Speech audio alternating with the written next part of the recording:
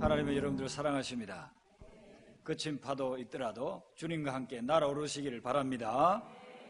오늘 이 말씀은 야곱이 나이가 147세 됐을 때에 자기 사랑하는 아들 요셉과 함께 나눈 대화 내용입니다.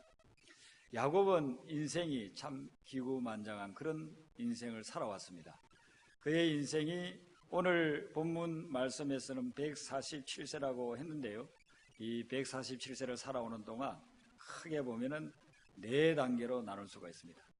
태어나기는 가나안 땅에 태어났습니다. 77세까지는 가나안 땅에서 살았습니다. 그러다가 77세에 밧단 아람으로 도망을 갑니다. 형을 신기를 건드려 가지고 형에게 죽을 것 같으니까 도망을 가서 밧단 아람 외삼촌 집에서 20년을 지냅니다. 거기서도 외삼촌 재산을 훔치다시피 해가지고 야간 도주를 하게 되는 것입니다.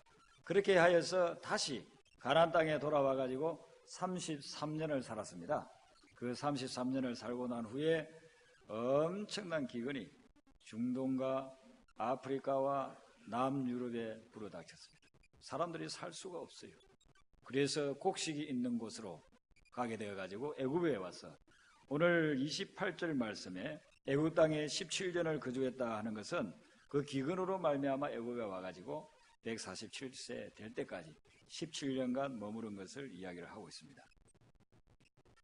그런데 이 야곱이 147세를 살았으니 참 많이 살지 않았습니까? 요즘에는 이렇게 살지도 못하는데 그 당시에는 그렇게 살았어요. 자기가 그 정도 나이를 먹으니까 이제는 하나님이 나를 부르실 때가 됐다는 것을 알게 됐어요. 사람들이 그러잖아요. 돌아가실 때 되면 갑자기 사고로 돌아가신 분도 있고 예기치 않게 그냥 돌아가시는 그런 분들도 있지만, 어떤 분들은 이제 내가 이 땅에서의 삶이 끝나가는구나 하는 걸 느끼는 분들이 있어요. 그래서 와서 예배 드려달라고도 하기도 하고 자녀들을 모아놓고 유언을 남기기도 하고, 그러다가 그날 돌아가시든지 아니면 며칠 있다 돌아가시든지 그런 분들이 종종 있잖아요. 이 야곱이 이때만 해도 이제는 영성이 충만했어요. 성령이 충만해가지고 그리고서는 하나님이 자기를 부를 것 같다는 것을 느낀 것입니다. 29절에 보면 이스라엘이 죽을 날이 가까워요. 야곱의 다른 명칭, 천사가 준 명칭이 이 이스라엘 아닙니까? 이 야곱이 자기가 죽을 날이 가까워왔다는 것을 느끼기 시작했어요. 그래서 이제는 얼마 있지 않으면 하나님이 나를 불러갈 텐데, 그러면 내가 하나님께 부름을 받기 전에 해야 될 일이 뭔가, 그걸 생각하면서 12아들 중에서 가장 사랑하는 아들인 요셉을 불렀어요. 요셉을 불러가지고 이야기를 하는데요, 29절 말씀 중간에 보면 이제 내가 네게 은혜를 입었거든 청하노니, 이렇게 이야기를 합니다. 야곱이 자기 아들 11째 되는 아들 요셉에게 내가 지금까지 너에게 은혜를 입었다, 내가 너를 통해서 은혜를 받았다 라고 그렇게 이야기를 합니다. 그 내용에는 어떤 것이 있느냐 하면, 엄청난 기근이 와가지고 가나안 땅에 살고 있는 자기 가족들, 손자 손녀들까지 포함하면 한 70몇 명 되는 사람들이 다 굶어 죽게 생겼어요. 그때에 죽은 줄로만 알고 있던 그 요셉이 애굽에 있는 것을 알게 되고, 그리고는 요셉이 모든 가족, 아버지를 포함해서 모든 가족을 애굽으로 초청을 해서 그곳에서 기근을 극복하게 해줬어요. 그러니까 요셉을 통해서 큰 은혜를 받았죠. 그리고 그 이후로 17년 동안을 살아오면서도 요셉이 아버지 야곱에게 지극정성을 다해서 효를 표했어요. 그래서 요셉 때문에 지금 야곱이 그 정도로 살아있는 거라, 이렇게 볼 수 있는 거예요. 그걸 생각하니까 요셉에게 받은 은혜가 너무 많은 거예요. 그래서 야곱이 요셉에게 내가 내게 은혜를 입었다, 그리고 청하노니, 이 말은 내가 또 다른 은혜를 너에게 구한다, 이런 뜻이 내포되어 있습니다. 여러분, 일반적으로 우리가 은혜라고 하면 부모가 자식에게 주는 거라든지 위의 사람이 아래에게 주는 것, 우리가 예수님을 믿고 난 후에는 하나님이 우리에게 주시는 것이 은혜예요. 그런데 야곱은 지금 뭘 이야기하고 있느냐, 거꾸로 이야기하고 있어요. 자기 아들을 통해서 자기가 은혜를 받았다는 거예요. 이건 일반적으로 우리가 생각하지 않는 거예요. 그런데 야곱은 자기 인생을 다 살고 마지막 부분에 와보니까 내가 부모로서 자식에게 은혜를 베풀어 줘야 되는데 오히려 자식을 통해서 받은 은혜가 너무너무 많더라는 거예요. 그래서 요셉을 불러 모아놓고 내가 너에게 은혜를 입었다고 그렇게 이야기를 하고 있는 것입니다. 여러분 어떻습니까?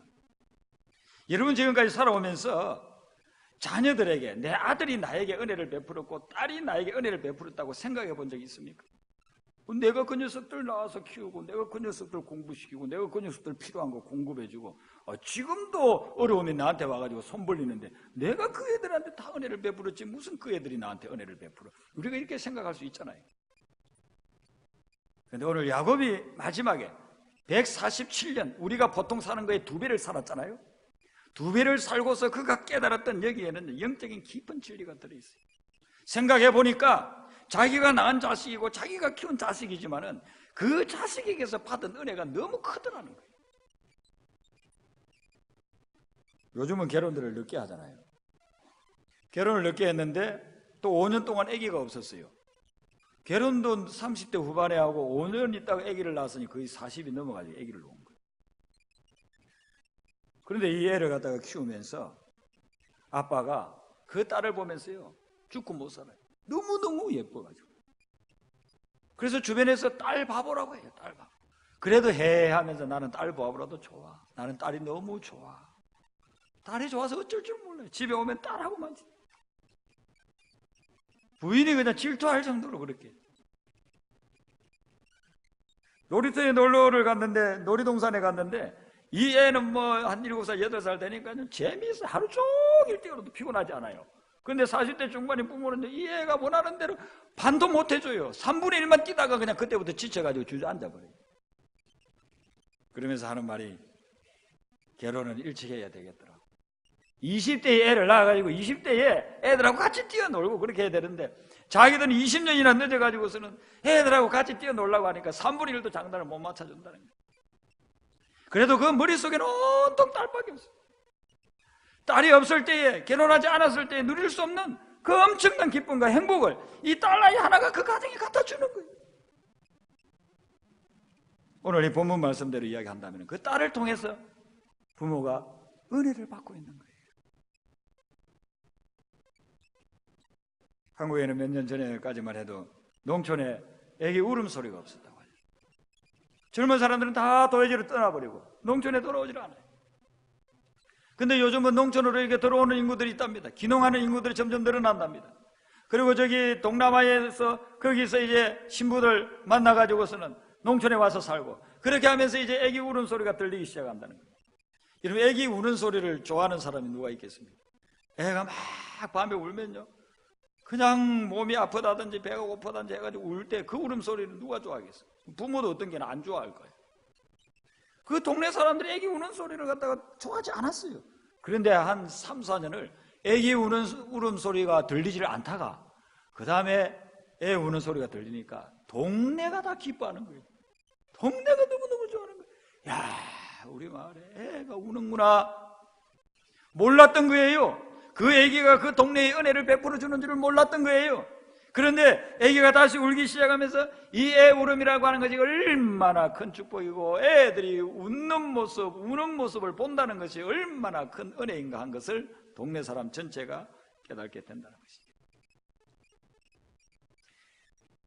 우리 자녀들이 나에게 은혜를 베푼다고 생각하지 못하고 살아갑니다. 또 연세 드셔서 손자, 손녀를 본 분들은 내 손자, 손녀가 나에게 은혜를 베푼다고 모르고 그렇게 살아갈 때가 있습니다. 그런데 그 손자, 손녀가 할아버지, 할머니 나에게 얼마나 큰 은혜를 베풀고 있는지 몰라요. 제가 같은 지방에서 같이 사역을 하는 목사님 한 분이 계신데 이분이 아버님을 모시고 삽니다. 그리고 좀 늦둥이를 봐가지고 애가 이제 초등학교를 다녀요. 그런데 아버님이 일어나면 항상 그 막내 손자를 갖다 찾는다는 거예요. 그리고 그 애만 보면 어쩔 줄을 몰랐다는 거예요. 그래서 종종 물어본대요. 아버님, 그렇게 좋으세요? 아들 목사님이 아버님 목사님께 물어보는 거예요. 아버님, 그렇게 좋으세요? 야, 넌 모른다. 나도 할아버지 돼봐라. 이게 얼마나 좋은지. 나는 저 손주만 보면 너무너무 좋다. 그러시면서요, 애들 데리고서 같이 놀아주고 좋은 데 데려가지고 라이드도 해주고 그렇게 한다는 겁니다. 정말 그 아이가 나에게 은혜를 준다는 것은요, 우리가 언제 느끼게 되느냐 하면은 아이들이 어떤 이유로 인해서 떠나간다든지 또 정말 슬픈 일이지만은 이 땅에서 볼 수 없는 그런 상황에 이르게 되면, 그러면요, 야, 정말 내 아들, 딸이, 내 손자, 손녀가 나에게 많은 은혜를 줬구나 하는 걸 느끼게 돼요. 한 4년 반 정도 전이었습니다. 교회 집사님 중에 한 분이 전화가 왔어요. 목사님, 어려운 부탁을 좀 해도 되겠습니까?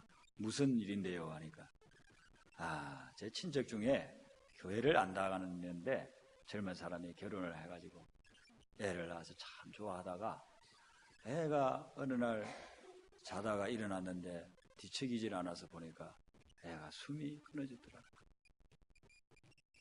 그래서 그 아이 장례식을 좀 해줄 수 있느냐고 그렇게 물어요.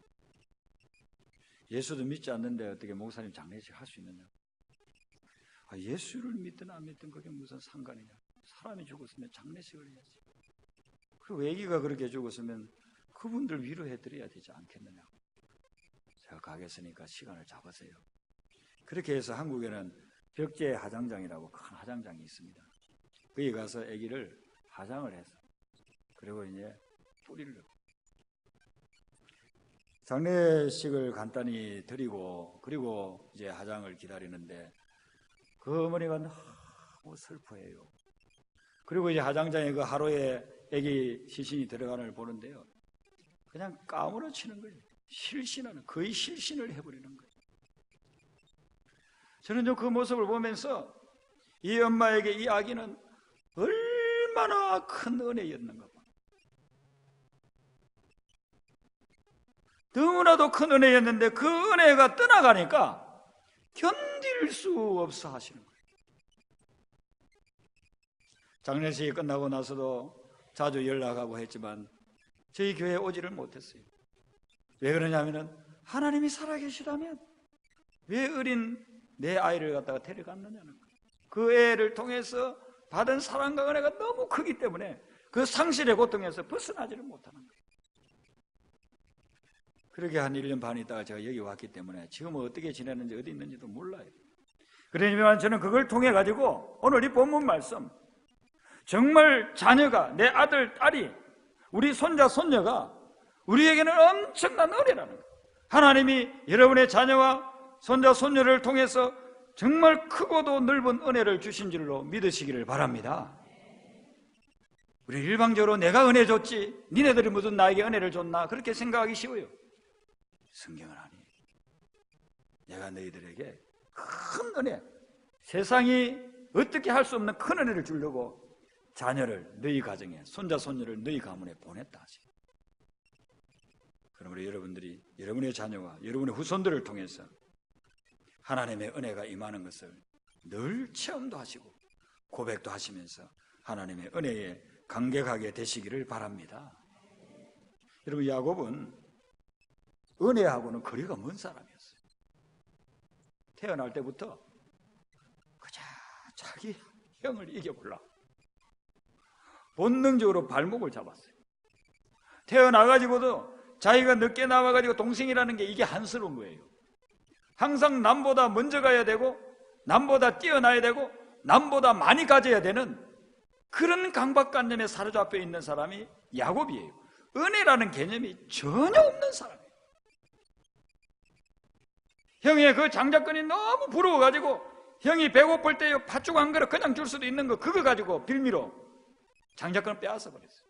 아버지 돌아가시기 전에 형한테 축복하려고 하는 거 그거 자기가 부러워가지고 속여가지고 연로하신 아버님, 앞도 잘 못 보는 아버님, 그 아버님 속여가지고서는 자기가 복을 가르쳐요. 뭐 그렇게 받는 복이 진짜 복이 되겠습니까만은 하여튼 그런 식으로 그런 미신적인 신앙을 가지고 있어요. 자기만 잘 되려고 하는 그런 아주 잘못된 미신적인 신앙을 가지고 있어요. 그리고서는 20년 동안 조나 구조나 자기를 받아줬고 자기 장인어른이고 자기에게 삶의 터전을 갖다가 이루어 주었던 그 삼촌을 배신하고 야만 도주를 해버려요. 자기의 유익을 위해서는요 모든 수단 방법을 강구하기를 중지하지 않는 그런 사람이에요. 은혜하고는 아주 거리가 먼 사람이에요.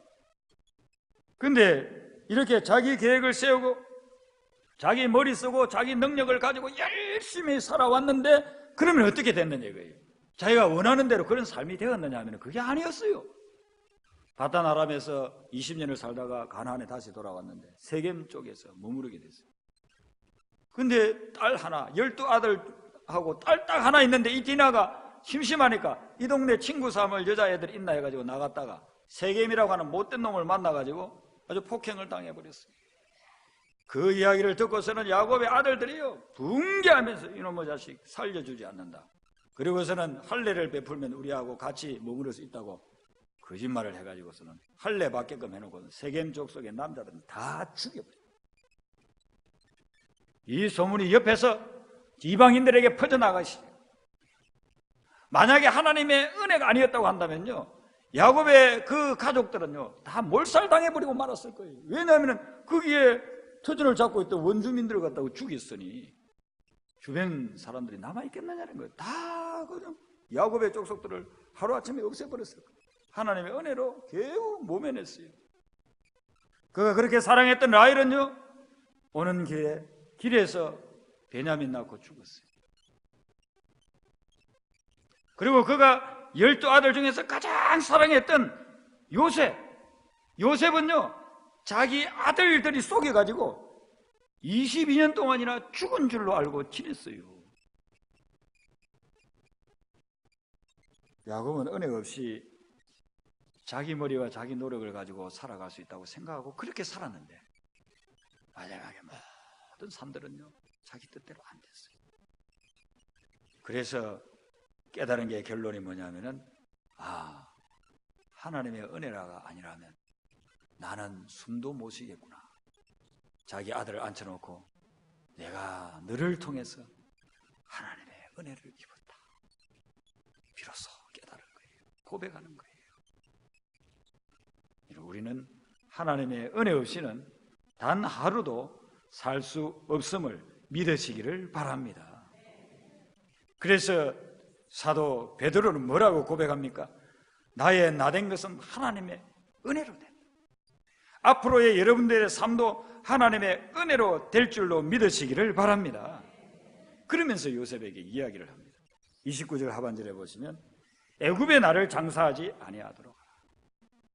그리고 어떻게 이야기하느냐 하면 30절 상반절에 보면요 너는 나를 애굽에서 메어다가 조상의 묘지에 장사하라 그렇게 부탁을 합니다. 여기 조상의 묘지가 어디냐 하면은 조상들이 묻혀 있는 곳입니다. 그러면은 야곱의 조상이 어떻습니까? 신앙생활 하신 분들은 한번 머리로 더듬어 보시기를 바랍니다. 야곱의 어머니 아버지는 이삭과 리브가, 야곱의 할아버지는 아브라함과 사라, 그 위에는 정조 할아버지가 데라예요. 자, 데라부터 한번 생각을 해볼까요? 데라는 어디에서 죽었느냐 하면은 갈대아 우르를 떠나서 가나안 오른 중간 지점인 하란에서 죽었습니다. 그래서 그 묘지가 하란에 묻혀 있는 것입니다. 자, 그러면은 여기서 야곱이 이야기하는 조상의 묘지 이렇게 하면은요 하란으로 가라 하는 말인가? 그게 아니에요. 자, 그러면은 데라의 윗대가 또 있어요.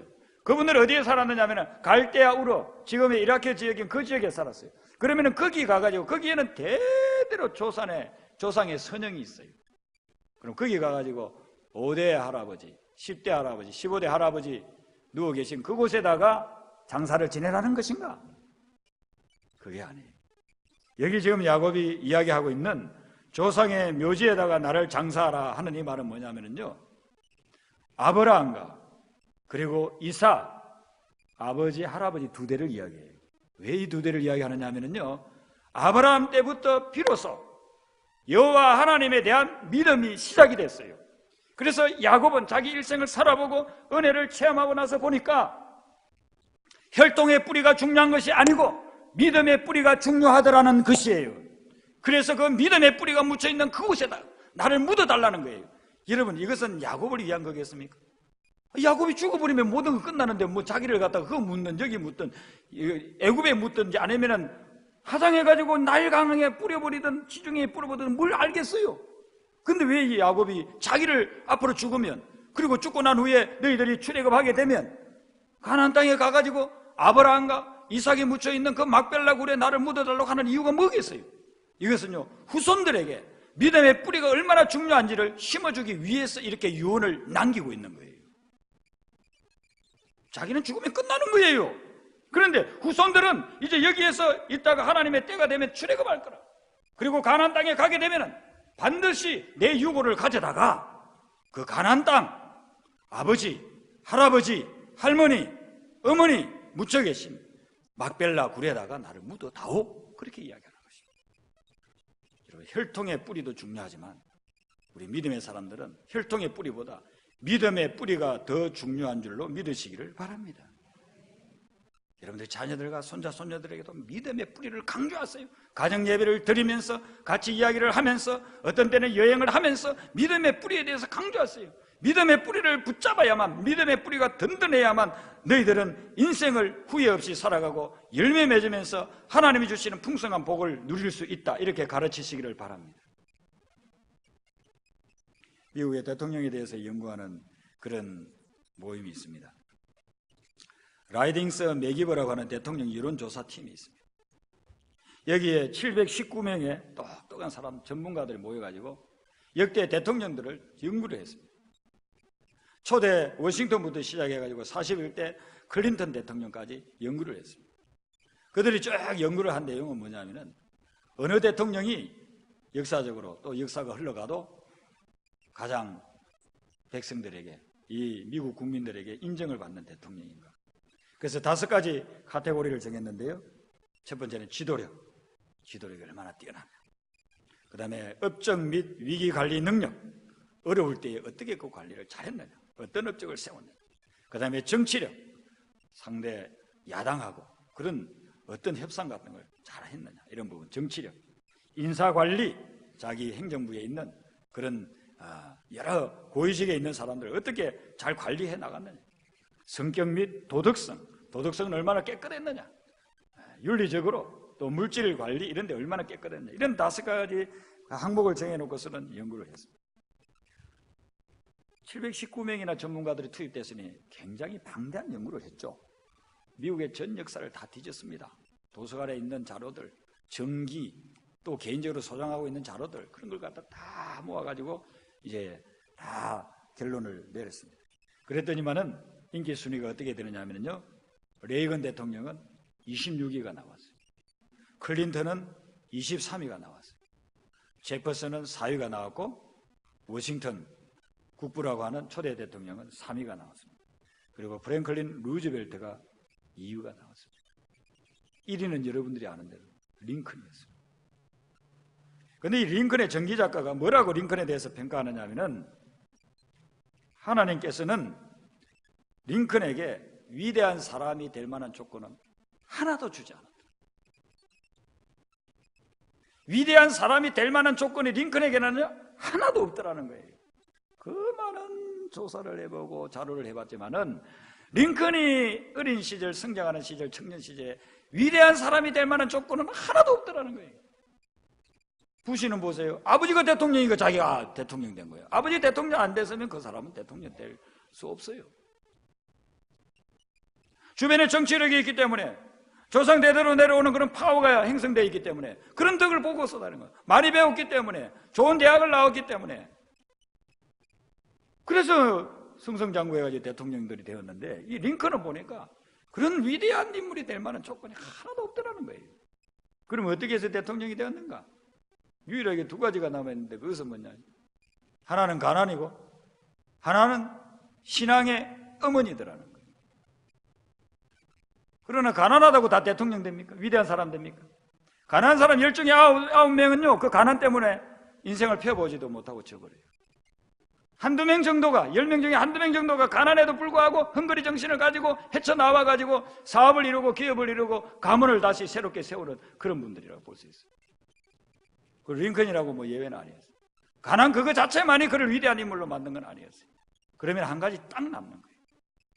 유일한 조건은 훌륭한 신앙의 어머니라는 것입니다. 훌륭한 신앙의 어머니를 만났기 때문에 링컨이 위대한 인물로서 성장할 수 있었다는 것입니다. 믿음의 뿌리가 그렇게 중요하다는 것입니다. 미국인들에게 설문조사를 해보면요, 역사상 전 세계에 살다 간 사람들 중에서 가장 존경하는 사람이 누구냐고 물어보면 미국 사람들이 첫 번째는 예수님.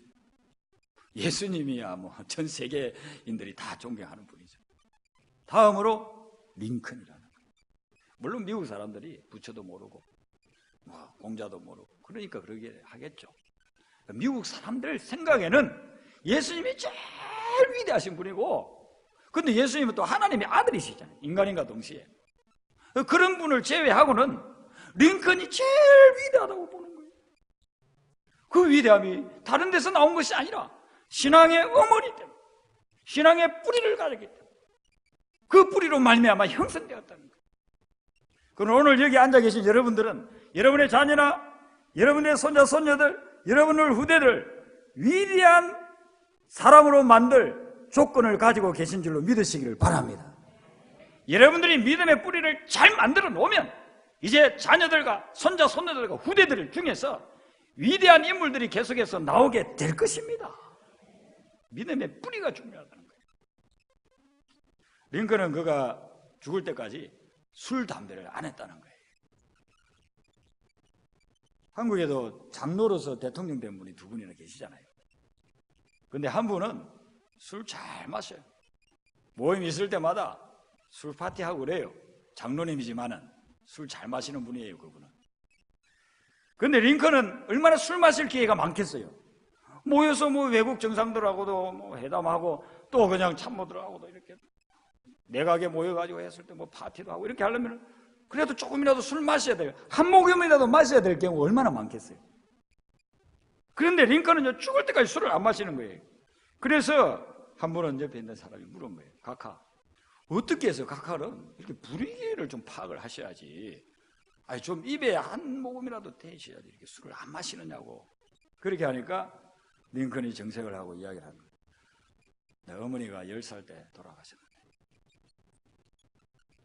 어린 10살 된 나를 갖다가 앉혀놓고 어머니가 마지막으로 남긴 유언이, 에이버야, 술과 담배는 몸에 좋지 않고 신앙에도 좋지 않은 것이, 너는 평생 술을 입에 대지 말고 담배 피우지 마. 엄마 말씀 잘 알겠습니다. 지키겠습니다. 10살 때 엄마가 일찍 돌아가시면서 마지막 남긴 유언이에요. 나는 그 유언을 잊을 수도 없고 어길 수도 없어요. 그래서 나는 죽을 때까지 술, 담배 안 할 거예요. 어머니의 그 믿음의 뿌리, 그 뿌리에 붙어 있는 동안 링컨은 모든 조건이 열악하고 받쳐주지 못함에도 불구하고 그런 훌륭하고 위대하고 신앙뿐만 아니라 안 믿는 불신자들도 존경하는 그런 인물로 살다가 갔다는 것입니다. 우리에게 마지막까지 남는 것은 다른 것이 아니라는 것입니다. 믿음의 뿌리를 잘 만들고 그 믿음의 뿌리에 붙어 있는 거예요.